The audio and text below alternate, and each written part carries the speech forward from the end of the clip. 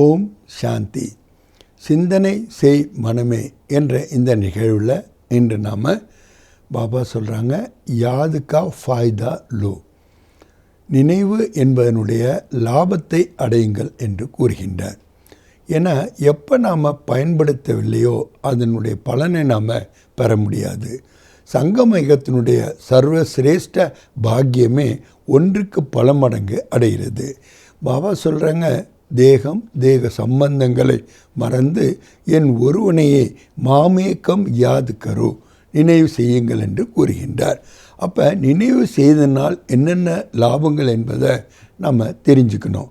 ஏன்னா இதனால் நமக்கு அளப்பரிய லாபங்கள் இருக்கின்றன. எப்போ நமக்கு இதனுடைய பெனிஃபிட்ஸ் தெரியுமோ அப்போ தான் அதுக்கு நம்ம மகத்துவம் கூட கொடுப்போம். நம்மளுடைய கான்ஷியஸ்னஸ் ஷிஃப்ட்டுக்கு கூட இது ரொம்ப முக்கியமானதாக இருக்குது. ஆத்மாவுக்கு இதனால் என்னென்ன லாபங்கள் அப்படின்னு பார்க்க போனோம்னா, முதல்ல தமோ பிரதானமாக இருந்த நாம் சத்தோ பிரதானமாக ஆகிவிடுகின்றோம். நம்ம மாயாஜீத் ஆனாலும் சரி, ஜெகஜீத் ஆனாலும் சரி, இல்லை பிரகிருதி ஜீத் ஆனாலும் சரி, அதுக்கும் கூட இந்த நினைவு தான் ஆதாரமாக இருக்கின்றது.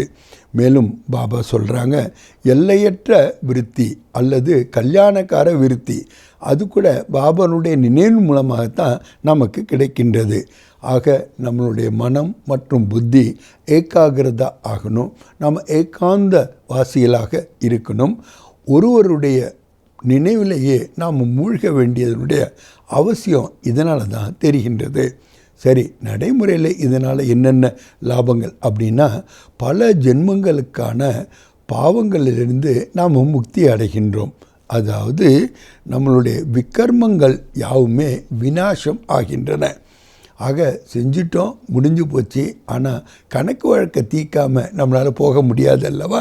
அதனால்தான் விக்கர்மங்கள் விநாசத்துக்கு ஆதாரம் பாபாவுடைய நினைவு என்று கூறுகின்றார். அதே மாதிரி நாம் சர்வகுண சம்பன்னம் ஆகணுன்னாலும் சரி, சோலாக்கலா சம்பூர்ணம் ஆகணுன்னாலும் சரி, இந்த நினைவு தான் ஆதாரமாக இருக்கின்றது. ஆக திவ்ய குணதாரணை நிர்விகாரி அகங்காரியாக நாம் ஆவதற்கு கூட பாபாவுடைய நினைவு தான் அத்தியாவசியமானதாக இருக்கின்றது.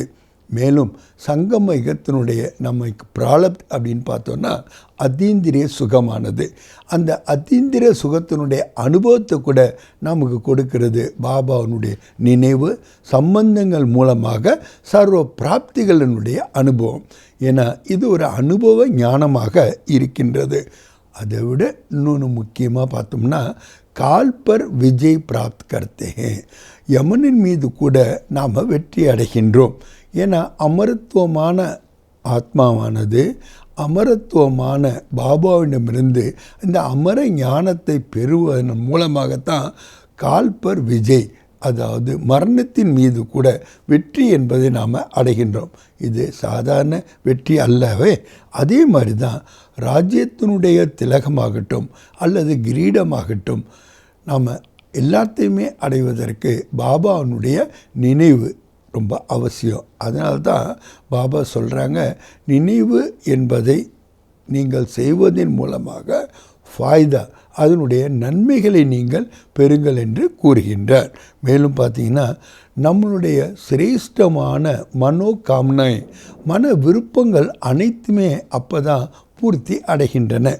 ஏன்னா இழந்ததை மீண்டும் நாம் பெற வேண்டுமென்றால், அதற்கு தகுதி உடையவர்களாக நாம் ஆக வேண்டுமென்றால், நம்மை தகுதி உடையவர்களாக கேப்பபிள் ஆக்குவதே இந்த பாபானுடைய நினைவு தான். அதே மாதிரி நாம் அலர்ட்டாக இருக்கணும், அவர் ரெடியாக இருக்கணும், அக்யூரேட்டாக இருக்கணும்னா கூட இந்த நினைவு தான். ஏன்னா பாபா நினைவில் இருக்கும்போது நமக்கு ஒரு பெரிய லாபம் என்ன அப்படின்னு பார்த்தோன்னா, நமக்கு இன்ட்யூஷன் ரொம்ப அதிகமாக கிடைக்கும். அதாவது நம்ம தமிழ் அதை தோணுது அப்படின்னு சொல்லுவோம். அந்த தோணுதல் என்பது ஒரு இன்ட்யூஷன் தான். இதை செய்யணும், இதை செய்யக்கூடாது, இப்போ செய்யணும், இப்போ செய்யக்கூடாது, இப்படி நாம் பேசணும், பேசக்கூடாது, இப்படி நாம் நடக்கணும் அல்லது நடந்து கொள்ளக்கூடாது என்ற எல்லாமே நமக்கு இன்ட்யூஷன் மூலமாக செய்யும்பொழுது தான் பர்ஃபெக்டாக நம்மளால் இருக்க முடியுது. நம்மளை நம்ம பாதுகாத்து கொள்ளவும் முடிகின்றது. Avoid the problems. அதுக்கு ரொம்ப முக்கியமானது இந்த இன்ட்யூஷன் என்பதை தான் நம்ம பிராமண வாழ்க்கையில் நாம் பார்க்குறோம். ஆக முட்கள் ஆக இருந்த நாம் மலர்களாக ஆவதும் கூட இந்த நினைவின் மூலமாகத்தான்.